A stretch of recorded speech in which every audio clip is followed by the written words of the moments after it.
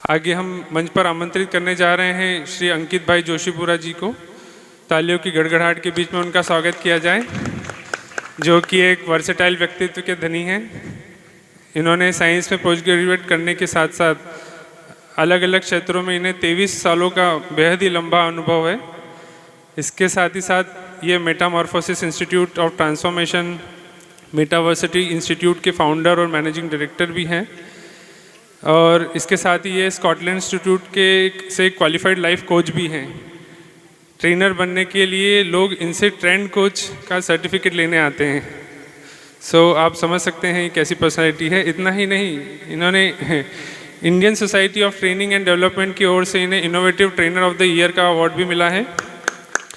साथ ही साथ इन्हें वर्ल्ड लीडरशिप फेडरेशन की तरफ से most versatile entrepreneur of the year का अवार्ड भी मिला है।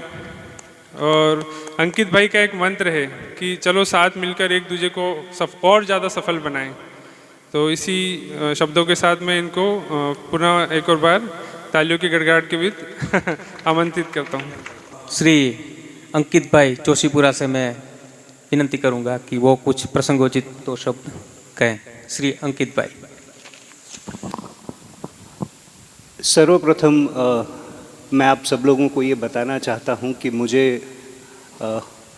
ये निर्देश दिया गया है कि मैं हिंदी और अंग्रेजी भाषा का प्रयोग करूँ, क्योंकि काफ़ी सारे ऐसे मित्र हैं अंकित के जो फेसबुक पे भी इसको लाइव देख रहे हैं, जो कि गुजराती नहीं हैं।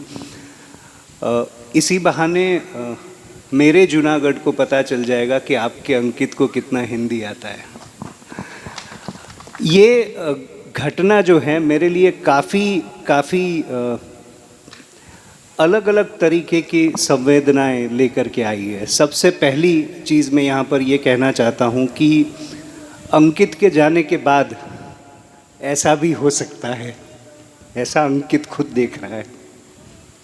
ये पहली बात। दूसरा कि जिनकी उंगली पकड़ के चलना सीखे हों उनके साथ मंचस्थ होना बहुत बड़ी बात होती। और यहाँ से मैं 2 या 3 घटनाओं का संदर्भ यहाँ पर जोड़ना चाहता हूँ।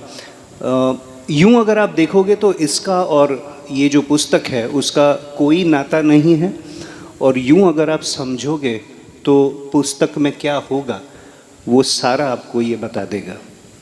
सबसे पहले मैं शुरुआत करना चाहता हूँ मेरी 1995 की रिपब्लिकन डे परेड की जर्नी में। एनसीसी में से ये भी एक सुबह समन्वय है कि मैं और नेहल हम दोनों ही पूरे भारतवर्ष के 2 ही नागर बंधु ऐसे थे जो 1995 में वहाँ पर थे। और हम लोग जब कुतुब मीनार वगैरह देखने गए तो वहाँ पर 2 वाक्य लिखे हुए थे इम्प्रेशंस। मैं ज़्यादातर लाइफ के इम्प्रेशन के बारे में ही आज बात करने वाला हूँ। पहला वाक्य लिखा हुआ था, came with my better half, had lot of fun, 1992। उसके नीचे वाक्य लिखा हुआ था, came without my better half, had even more fun, 1994। अब ये ही था या शी था ये भी मुझे पता नहीं है, पर उस व्यक्तित्व की क्या मानसिकता रही होगी ये बिल्कुल इन दोनों वाक्यों से पता चलता है। क्या लिखा है उसके ऊपर से व्यक्ति को हम जान सकते हैं। ये पहला एक लाइटर जो संजोग है या जो घटना है वो मैं आपके साथ शेयर करना चाह रहा था। और बाकी की जो 2 छोटी सी स्टोरीज़ हैं, मोस्टली यहाँ पर बैठे काफ़ी सारे लोगों को पता होगा। एक तो ये है कि एक घर बनाने वाला कारीगर था और राजा के लिए काम करता था, और जब वो निवृत्त होने की कगार पर आया तो राजा ने उसको बोला कि एक आखिरी घर बना दे। इसमें हम ज़्यादा डीप में नहीं जाएंगे क्योंकि आप सब सुगन हैं, आपको पता है कि उसका अंत क्या हुआ था, कि राजा ने फिर वो घर उसी को दे दिया कि जो तूने बनाया है वो मैं तेरे लिए ही। पर तब उसकी जो मानसिकता रही होगी और उसने जैसा घर बनाया वैसा ही उसको मिला। ये दूसरा एक स्टोरी है जो मैं यहाँ पर आप लोगों के साथ शेयर करना चाहता हूँ कि हम जीवन में जब आखिरी पलों में भी या ड्यूरिंग आवर जर्नी क्या करके जाते हैं, उसकी इम्प्रेशन हमेशा हमें प्रभावित करती है और लोगों को भी पता चलता है कि हम कैसे हैं। और तीसरा जो प्रसंग है जो मैं आप लोगों के साथ शेयर करना चाहता हूँ वो ये है कि एक छोटा सा बालक था। आजकल मोबाइल वगैरह यूज़ बहुत ही आम हो गया है। सो छोटा सा बालक था और बहुत ही गुस्सा करता था और उसके पिताजी को ये प्रश्न हुआ कि उसका गुस्सा कैसे मिटाएं, क्या करें कि उसका गुस्से से उसको थोड़ा सा परहेज़ अपने आप हो, क्योंकि कुछ स्वभाव और प्रभाव कहने से नहीं पड़ते हैं। तो उसने बोला कि भाई एक काम कर, हमारे बरामदे में एक कार्डबोर्ड है, एक बोर्ड पड़ा है, जब भी तुझे गुस्सा आए वहाँ पर जाकर के एक कील ठोक करके आना तू। तो बच्चे ने शुरू कर दिया।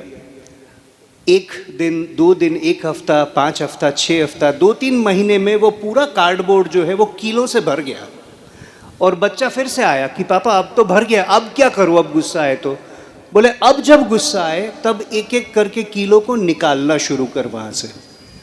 तो दूसरे 5-6 महीने उसमें गुजर गए और तब उसके पापा ने बोला कि बेटा पहले इसकी सरफेस का जो तूने अपने मोबाइल में फ़ोटो लिया था वो देख, और अभी कीले ठोकने के बाद और निकालने के बाद इसकी सरफेस क्या हो गई है वो देख। यही तू अपने दिमाग के साथ कर रहा है जब भी तू गुस्सा करता है। सो impressions is something which is very, very important in our life, and I would definitely like to say that Ankit has left a great impression via this book. जब आप पढ़ोगे तो आप इसको ज़रूर से महसूस कर पाओगे। और 1 या 2 सेंटेंस कह करके मैं अपने वक्तव्य को यहाँ पर पूर्ण करना चाहूँगा। पहला सेंटेंस ये है कि जब संजोग बैठते हैं तो कैसे बैठते हैं कि अंकित ने इस पुस्तक के द्वारा एकदम निराली इम्प्रेशन देकर के दुनिया को नई दिशा देने की कोशिश की है, ऐसा मुझे लगता है। और दूसरा सेंटेंस जो आमतौर पर ईश्वर के लिए यूज़ होता है वो मैं अंकित के लिए यूज़ करना चाहूँगा। इंग्लिश में हम सब लोगों ने सुना होगा that God is nowhere. उसको अगर आप थोड़ा सा रीफ्रेज करो तो वो गॉड की जगह पे मैं अंकित रिप्लेस करना चाहूँगा आप सब लोगों की इजाज़त से। और जब भी आप बुक पढ़ोगे तो आपको ये नहीं महसूस होगा that Ankit is nowhere, पर हाँ ये ज़रूर महसूस होगा that Ankit is now here. Thank you so very much.